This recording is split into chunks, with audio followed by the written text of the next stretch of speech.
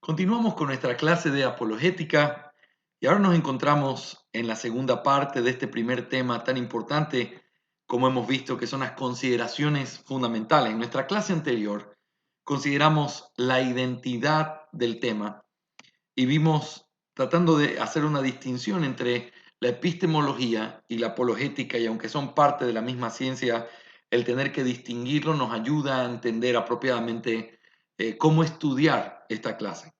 Pero ahora vamos a la sección 2 y hablemos de la necesidad del tema. La necesidad del tema. Prefacio.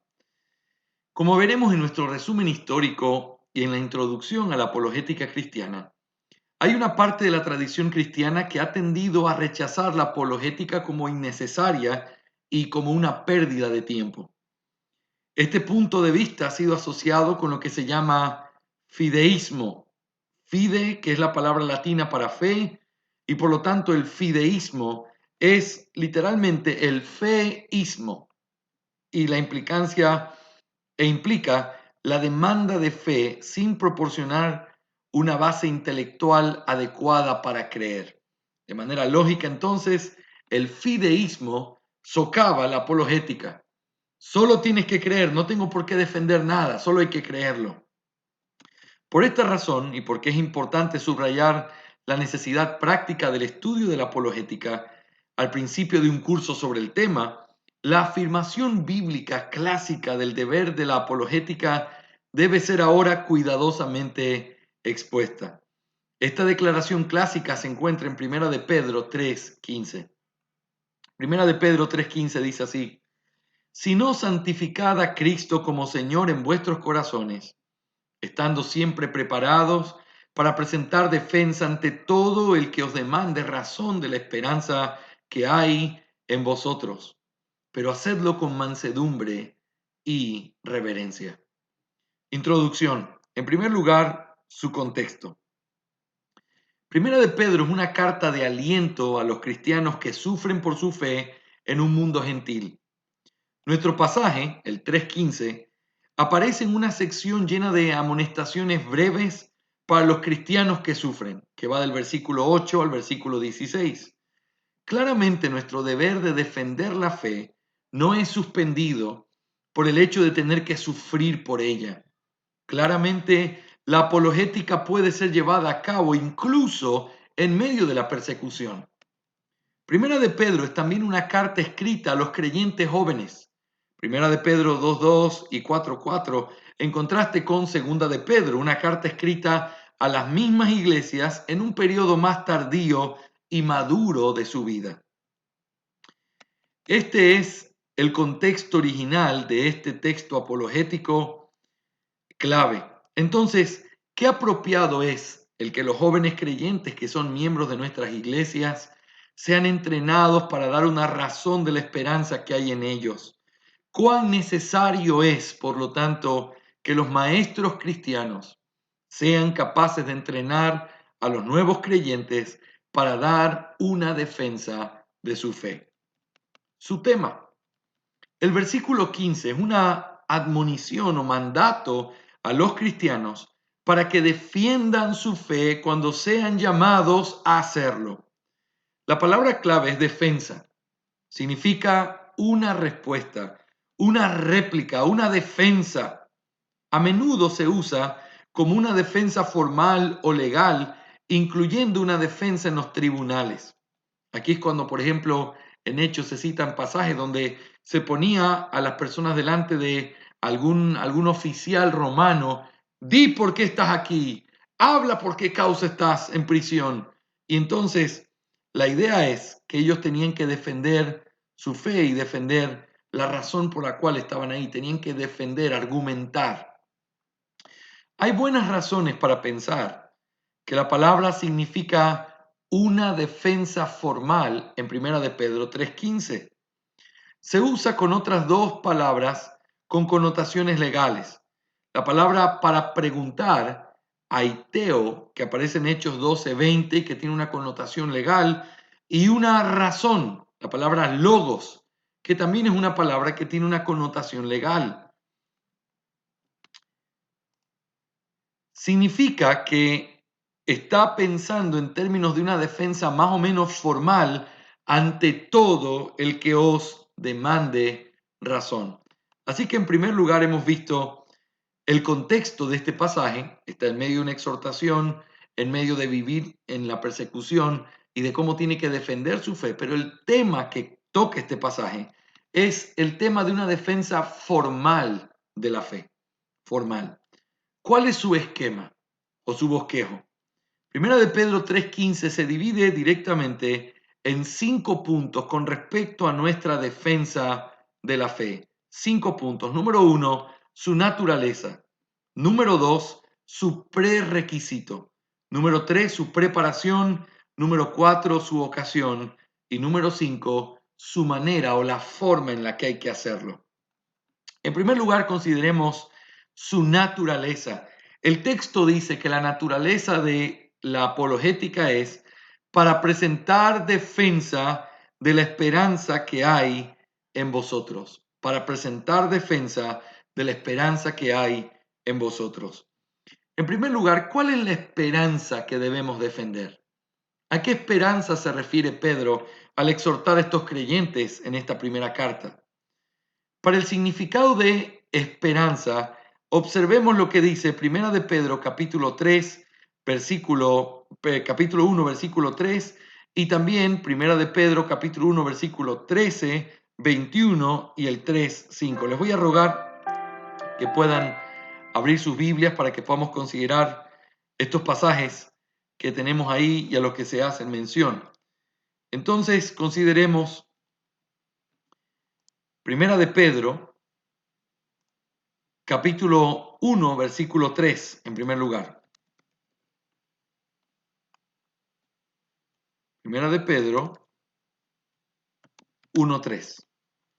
Bendito sea el Dios y Padre de nuestro Señor Jesucristo, quien según su misericordia nos ha hecho nacer de nuevo, y noten, a una esperanza viva, mediante la resurrección de Jesucristo de entre los muertos. Ahora, miren conmigo, mis hermanos amados, lo que dice el versículo 13. El versículo 13. El versículo 13 dice: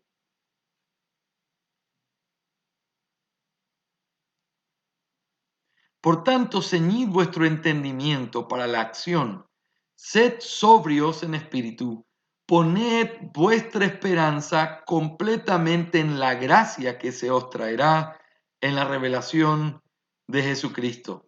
Aquí hay otra connotación de la esperanza, esa esperanza en la gracia que tiene que ver con la salvación final, la salvación en nuestro Señor Jesucristo. Vean el versículo 21, versículo 21. Que por medio de él sois creyentes en Dios, que le resucitó de entre los muertos y le dio gloria, de manera que vuestra fe y esperanza sean en Dios. Vamos a mirar solo hasta ahí y consideremos entonces lo que tenemos aquí. En estos pasajes, nosotros vemos cómo la palabra esperanza se utiliza en estos otros lugares de la misma carta. Es una esperanza que está arraigada en Dios, engendrada por el Evangelio, que busca la gloria eterna, que cambia radicalmente nuestras vidas. En resumen, nuestra esperanza es simplemente nuestro cristianismo visto como nuestra esperanza. Es esto lo que debemos defender. Es la defensa de la fe a la que este pasaje nos llama. Así que en primer lugar, ¿cuál es la naturaleza de este pasaje? Es una defensa de la fe. ¿Pero de qué fe? De la fe que habla de la esperanza, del cristianismo, de todo en lo que está puesta nuestra confianza. Pero en segundo lugar, ¿qué clase de defensa es la que tenemos que hacer? ¿Cuál es la clase de defensa que tenemos que hacer? El término traducido, cuenta o razón, es la palabra griega logos. Todo aquel que pida razón de vuestra esperanza. Es la palabra logos ahí. Y esto connota la idea de una declaración que es razonada. Raymond dice, la palabra griega traducida por razón es logón de logos, cuya raíz, independientemente de si se traduce como palabra, explicación, discurso, frase, etc., incluye implícitamente la idea de racionalidad, razonabilidad o pensamiento. El cristiano debe mostrar que su fe es racional, razonable y factual o de hechos, no irracional ni contraria a la realidad. Debe mostrar que su esperanza se basa en la verdad y que su expectativa se cumplirá. Así que todo aquel que pida razón de nuestra esperanza, debemos dársela. Primera observación, Raymond dice, el mandato implica claramente que la fe cristiana es capaz de una defensa razonable. El apóstol inspirado no ordenaría al cristiano a defender lo que es racionalmente indefendible. John Brown afirma que este texto enseña que esta esperanza no es infundada, se puede dar una razón para ello, se puede defender. El cristianismo no es, por lo tanto, un salto de fe anti-intelectual. Nuestra esperanza tiene una base racional y objetiva. Por lo tanto, la apologética es posible, razonable y necesaria.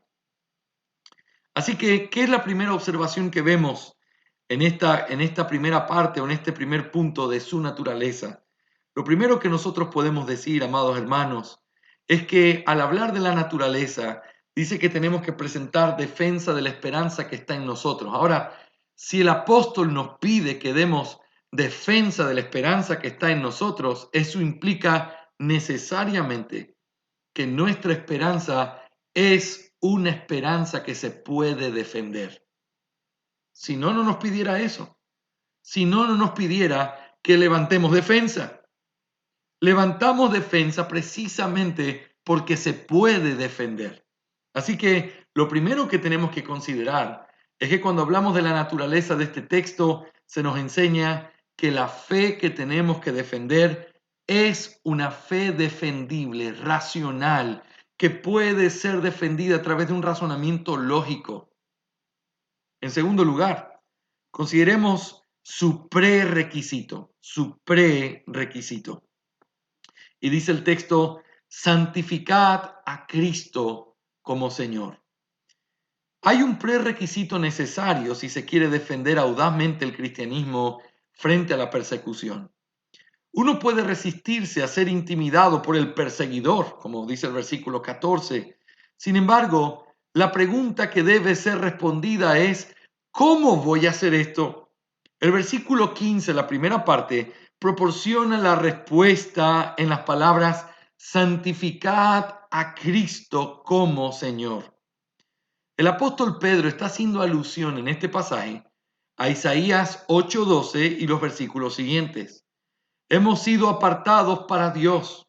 Debemos exaltarlo. Él es santo, es decir, Él es aquel que está separado de los demás, separado de nosotros en su pureza y en su trascendencia. Debemos considerarlo de esta manera para que al temerle no temamos más a los hombres que a Él y que Él se convierta en un santuario para nosotros. Él debe ser nuestro temor y nuestra fe. Tenemos que defender la fe. ¿Y cómo la defendemos? Bueno, en primer lugar hay un prerequisito. Y ese prerequisito es santifica a Cristo como el Señor. Míralo como ese que está separado. Santificar significa ponlo a un lado. Míralo con ese distanciamiento solemne que Él tiene. Aunque hay una variante textual en Primera de Pedro 3:15, la lectura probablemente es la que se da en la Biblia de las Américas, en la NBI y en la Biblia textual, que dice santificar a Cristo como Señor. En otras palabras, Pedro considera a Cristo como el Señor de las huestes de Isaías 8:13.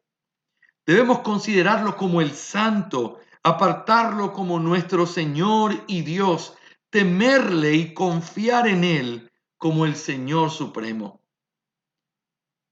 Debemos fijar nuestra esperanza en Cristo como Dios sobre todo y al hacerlo, dejar de temer a los hombres y llenarnos de valor para defender la fe.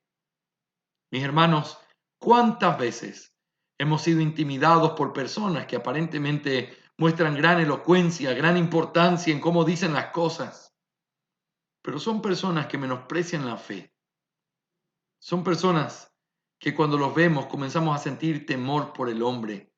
Quizás tengas personas a las que conoces que quizás se burlen de tu fe o han dicho cosas con respecto a tu fe.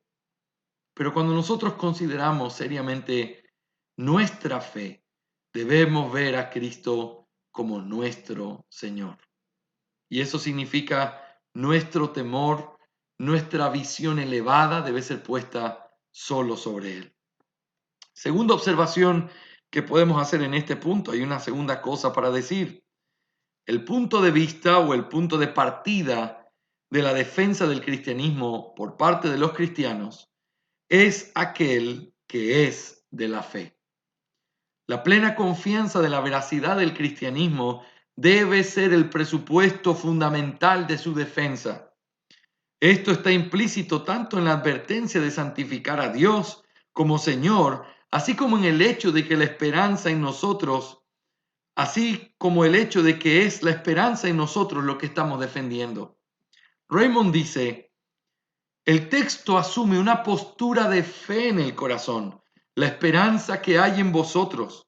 Por un lado, un compromiso consciente por parte del cristiano y por el otro, el reconocimiento de ese compromiso por parte del incrédulo que pide una razón para la esperanza del cristiano. La implicación de esto es que no estamos suspendiendo momentáneamente nuestra fe en el cristianismo cuando lo defendemos y adoptamos una posición llamada neutralidad imparcial, en la que intentamos ser abiertos o imparciales sobre si el cristianismo es verdadero o no. Más bien, nuestra defensa debe crecer a partir de nuestra fe y esperanza y ser construida sobre la verdad de la palabra de Dios. Mis hermanos, ser y hacer una correcta defensa no es decir, bueno, vamos a ir neutrales y vamos a pensar que lo que dice la Biblia no necesariamente es verdad. Vamos a tratar de probar que esto es verdad a través de cosas que muestren que es verdad. Ese no es el punto de lo que nosotros tenemos que hacer. Nuestra defensa de la fe empieza con la fe. Nosotros creemos que el cristianismo es verdad, por eso lo defendemos. No es que vamos a una neutralidad, a decir, bueno, veamos que eso nos hecho, veamos cómo los hechos atestiguan. No, esto es verdad y por eso hay hechos. No hay nada que demostrar en el sentido de tratar de probar que sea verdad, simplemente se prueba lo que es verdadero. No tenemos que probar que es verdadero, sino que es el resultado de que es verdadero. Nuestra defensa de la fe comienza por medio de la fe. Por eso hablamos de las presuposiciones. Esta es una diferencia otra vez con B.B. Warfield. Él decía, los que hacen presuposiciones ponen sus pies sobre las nubes. No tienen sobre nada construida su defensa. No. Está construida sobre la fe. Y la fe es el punto de partida de una correcta apologética. Noten cómo dice el texto. Dar defensa de aquella que es la esperanza en vosotros.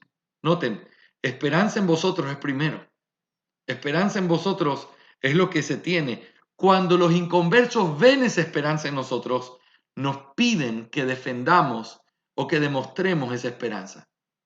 Así que es algo que está presupuesto. Empiezo por la fe, empiezo con una actitud de un creyente y por causa de la actitud de creyente que tengo, el inconverso me dice, pruébame que lo que crees es verdad. Y entonces empieza la apologética. La apologética es una defensa, pero tiene un prerequisito fundamental. Yo creo y entonces lo defiendo. La acusación que se hará inmediatamente en contra de esta metodología es que es un razonamiento circular. No estamos asumiendo desde el principio lo que necesitamos probar. Eso en el razonamiento lógico aristotélico es una falacia. Tú no puedes usar en tu argumento lo que quieres probar. Tú no puedes decir, ese caballo es mío porque es mío. Eso no tiene sentido. Si tú tienes que decir ese caballo es mío, estás afirmando algo, tienes que dar una razón, porque yo lo compré, porque está en mi casa, porque yo tengo los papeles de propiedad. Tú no puedes decir es mío porque es mío. Eso es circular. Ay, entonces como es mío, y como es mío, y se vuelve algo circular. La fe no es un asunto circular, es algo que comienza por un lugar.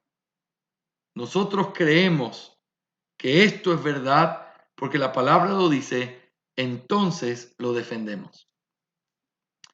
Hay una buena respuesta a esta acusación, pero por el momento es suficiente con señalar que la Biblia nos llama a creer en Cristo y considera todo lo que no es así como una objetividad neutral o imparcialidad o como una malvada incredulidad. Así que no es correcto decir, oh, yo tengo una imparcialidad, yo comienzo y veo y me doy cuenta, la Biblia sí ha tenido razón, pero no parto desde que la Biblia tiene razón o de que es verdad, parto desde nada es verdad hasta que no sea probado. Ese no es el principio. El principio en este texto claramente es tener fe en el corazón y se te pide una defensa de lo que tú crees en tu corazón. Así que primero lo crees y entonces lo defiendes porque lo que crees es cuestionado o te es pedida una defensa de eso que crees. En tercer lugar, hablemos de su preparación. Su preparación. Dice el texto, estando siempre preparados para presentar defensa. Estando siempre preparados. La necesidad de la preparación, en primer lugar. La palabra traducida como preparado significa tanto estar listos como preparados. Literalmente el original dice, pero santificad a Cristo como el Señor en vuestros corazones, siempre listos o preparados para la defensa. Y se puede ver como una comparación, Mateo 22:4, versículo 8, Marcos 14:15, Lucas 14:17. El verbo es usado en Marcos 14:12, 15, 16, en Apocalipsis. Este texto de estar listos, velad. ¿Se acuerdan? Es una palabra muy conocida, sobre todo cuando se insta a los discípulos a perseverar en la oración. Estén listos, velen, estén preparados. John Brown dice, estar listo es estar preparado para cuando se nos llame a declarar y defender la esperanza cristiana. La necesidad de tales preparativos es confirmada por la analogía de la sala del tribunal que Pedro utiliza. Un abogado no se levanta para defender un caso en el tribunal sin una preparación exhaustiva. Así tampoco los cristianos así tampoco los cristianos no deberían ser sorprendidos sin estar preparados para defender su esperanza. En segundo lugar, veamos la naturaleza de esta preparación. Sin embargo, ¿cuál es la naturaleza de esta preparación que se nos pide que hagamos? ¿Cómo debemos prepararnos? Nuestra preparación debe ser tanto espiritual como intelectual. En primer lugar, espiritual. La advertencia de santificar a Cristo como Señor en vuestros corazones nos informa de que nuestra preparación debe ser una preparación espiritual, a través de exaltar y santificar a Cristo en nuestros corazones y mentes, considerándolo como el santo Dios encarnado. Debemos reforzar y mantener una actitud creyente y reverente. Qué importante saber que nuestra preparación es espiritual en primer lugar. Nuestro corazón debe estar inclinado a Cristo, de manera que cuando alguien cuestione a nuestro Cristo, nuestra reverencia a Cristo nos haga hablar y defenderlo. Pero en segundo lugar, también tiene que ser una preparación intelectual. Nuestra preparación también debe ser intelectual. La analogía de la sala de tribunal que Pedro lleva a cabo en las palabras apología, una defensa legal, aiteo, una investigación o petición legal, y logón, un fundamento legal, nos enseña la necesidad de una preparación intelectual. El término logón significa una declaración razonada e implica la necesidad de preparación intelectual. Los cristianos deben ser capaces de dar una defensa formal, es decir, razonable de su fe. Esto exige alguna forma de preparación intelectual. Una defensa de nuestra esperanza debe incluir dos elementos. Debemos ser capaces, primero, de afirmar y segundo, de defender la esperanza que hay en nosotros. En otras palabras, debemos entender cuál es nuestra esperanza y en segundo lugar, debemos entender cómo defender nuestra esperanza. Eso entonces nos permite pensar en la preparación que debemos tener. Una preparación que tiene que ser siempre listos, pero en segundo lugar, una preparación intelectual, pero también espiritual. ¿Cuál es la observación que nosotros tomamos de aquí? Estar preparado y por lo tanto hacer preparativos de naturaleza tanto espiritual como intelectual para dar una defensa razonada de nuestra fe es el deber de todo cristiano y por lo tanto especialmente el deber de un maestro o pastor cristiano. Por lo tanto, esta clase es una parte necesaria en un plan de estudios normativo y teológico. En cuarto lugar, su ocasión. Dice el texto, ante todo el que os demande razón de la esperanza que hay en vosotros. Es apropiado hacer algunos comentarios aquí. Primero, Pedro asume que la esperanza en nosotros se hará visible en la forma en que vivimos y que por lo tanto la gente nos preguntará al respecto. Noten, ¿cuál es la ocasión de la defensa? Bueno, la gente al ver tu fe te va a preguntar por ella. Cuando alguien pida razón de nuestra fe, debemos responder. Pero eso implica que entonces nuestra fe es visible en nuestras vidas. En segundo lugar, es nuestro deber estar siempre listos para responder a todos los que pregunten. Raymond dice, el mandato expresamente llama a cada creyente a estar listo en cada ocasión para dar a todo el que lo pida la razón de su compromiso de fe. No solamente que nuestra fe es visible y entonces nos piden dar la evidencia de lo que creemos, sino que también debemos estar listos para cualquier momento. Número 3. En realidad, no es necesariamente nuestro deber responder a todos los que preguntan, y esto es muy importante. No existe un mandamiento a responder a los insultos de los escarnecedores, por ejemplo. Se nos dice que tenemos que presentar defensa de todos los que pidan una razón de la esperanza que hay en nosotros. Pero eso no significa que es a todas las personas. Por ejemplo, se nos dice que no debemos responderle a los insultos de los escarnecedores.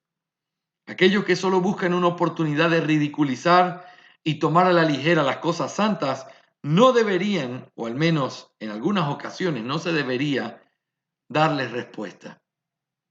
No están preguntando con seriedad o con sinceridad y por esa razón no deberíamos responder a sus preguntas. Cuarta observación. Existe la posibilidad de comunicación entre el creyente y el no creyente. Esto es interesantísimo. Este mandamiento asume que hay un terreno en común.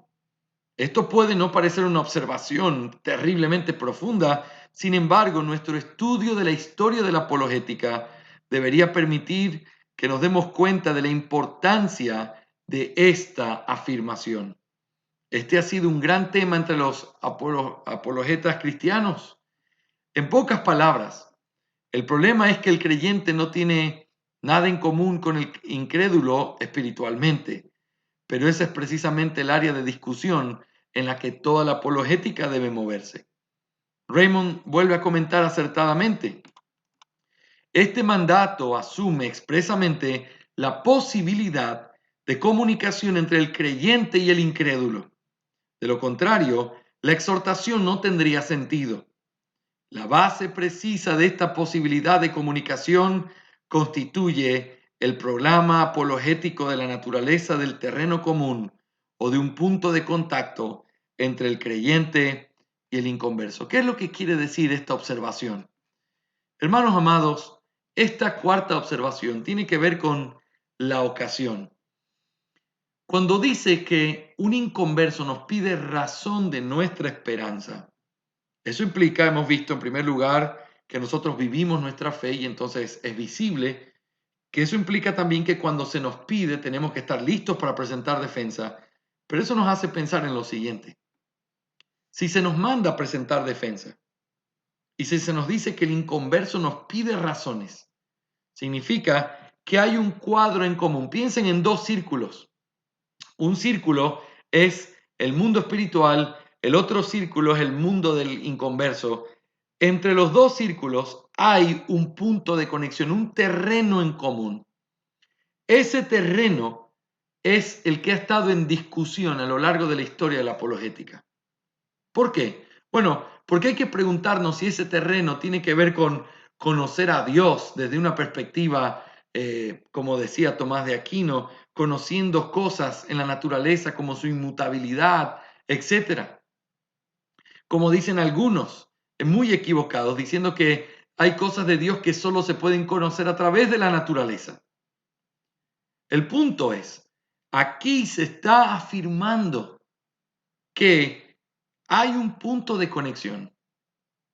Y es en ese punto de conexión, al tratar de definirlo, cuál es el que hay la gran diferencia.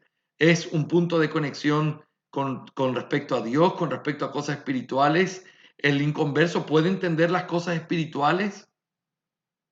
¿O es un punto de vista completamente lógico, superficial, terrenal? ¿Cuál es el campo? Porque tenemos que aprender a saber, porque si se nos manda a defender delante de un inconverso que puede ver cosas en nosotros, entonces hay que definir cuál es ese campo de acción en el cual vamos a definirlo. Y en eso consiste la gran discusión.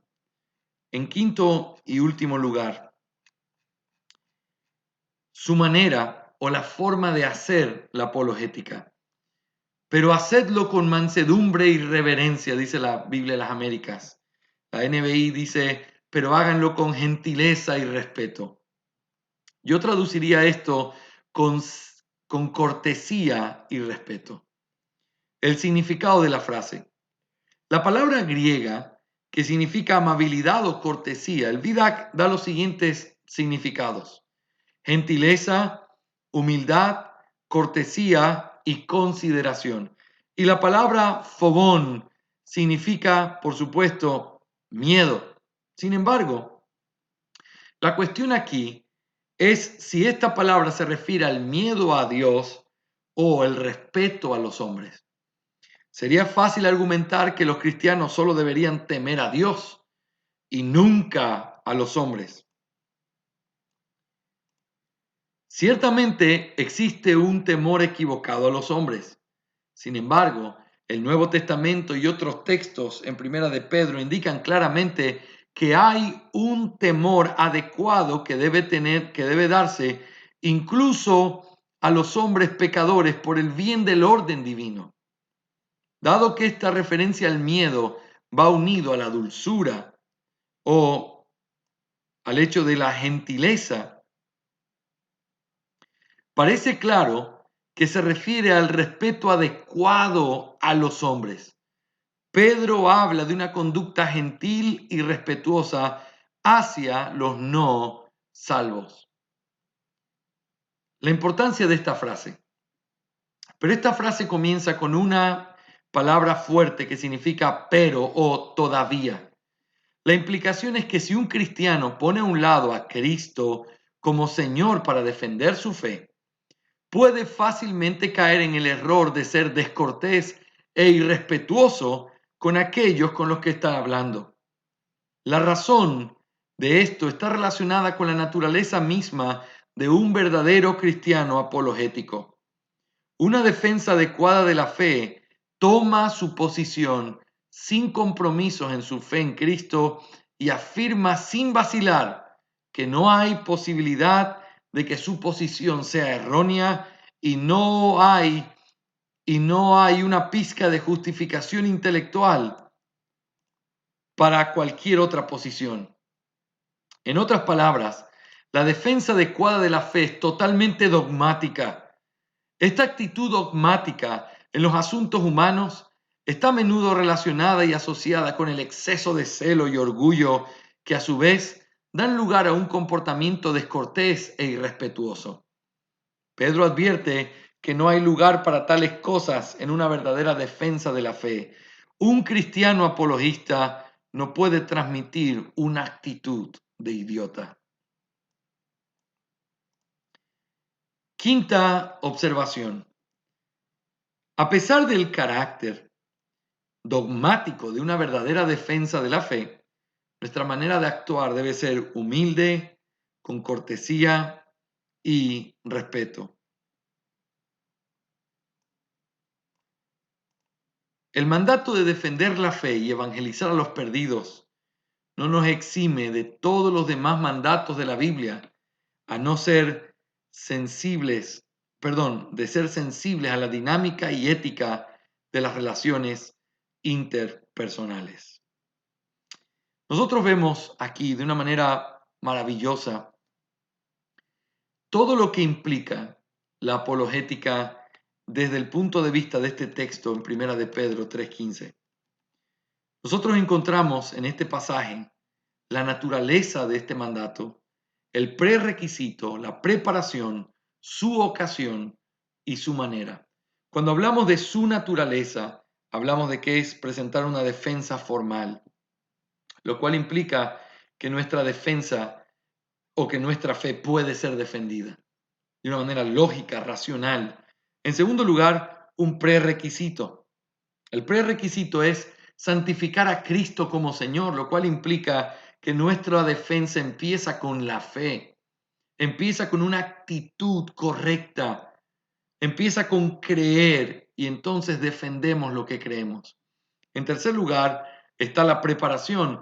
Y habíamos hablado de que la preparación tiene que ver con estar listo, siempre dispuesto a defender, pero también con estar preparado para hacerlo. Y esa preparación implica un asunto intelectual, pero también espiritual. En cuarto lugar, encontramos su ocasión, lo cual significa que tiene que ser en todo tiempo. Pero encontramos una realidad importante. Encontramos que hay un terreno de conexión entre el inconverso y nosotros. Por lo tanto, decir yo no voy a defender mi fe es ser deshonesto y no cumplir el mandato bíblico. Pero por otro lado, el decir yo voy a defender mi fe debe tener y debe entenderse el campo de acción en el cual lo defendemos. Porque recuerden, en esto hemos encontrado la discusión a lo largo de la historia de la apologética en la iglesia. Y de eso vamos a hablar en nuestra siguiente sección al considerar la historia. Pero hemos visto en quinto lugar no solamente el hecho de defenderlo de manera dogmática y firme, sino que tenemos que hacerlo con cortesía, con humildad. Y eso es lo que implica nosotros poder defender la fe como el Señor lo manda. Hasta aquí vamos a llegar con nuestra clase el día de hoy. Mañana continuamos analizando lo que sigue en este punto tan importante de esta sección 2, hablando de la necesidad del tema. Hemos visto el día de hoy lo que tiene que ver con su contexto, vimos también su tema, vimos su esquema y luego comenzamos a considerar cada una de las cosas dentro de este esquema. Pero mañana consideraremos lo que tiene que ver con la sección 3 y es el enfoque de este tema. ¿Cuál es el enfoque? Y comenzaremos a considerar la parte histórica también. Así que el Señor les bendiga a todos. Vamos a dejar aquí nuestra clase el día de hoy.